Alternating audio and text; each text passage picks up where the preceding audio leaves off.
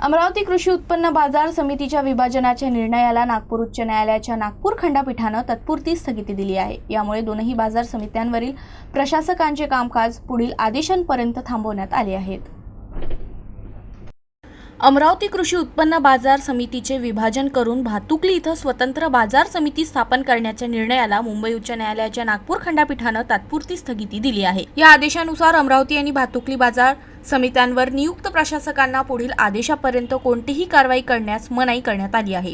जिल्हा उपनिबंधकांनी नुकतीच विभाजनी अधिसूचना जाहीर केल्यानंतर 17 सदस्यीय संचालक मंडळ बरखास्त झालं होतं। या कारवाई विरोधात सभापती हिरीश मोरे यांच्यासह संचालकांनी उच्च न्यायालयात याचिका दाखल केली होती। सुनावणी दरम्यान न्यायालयानं यापूर्वीच्या आदेशांचे उल्लंघन झाल्याचं प्राथमिकदृष्ट्या नमूद करत 28 जानेवारीपर्यंत प्रशासकांच्या कामकाजावर रोख लावली आहे। या प्रकरणी पुढील सुनावणी 28 जानेवारीला होणार आहे।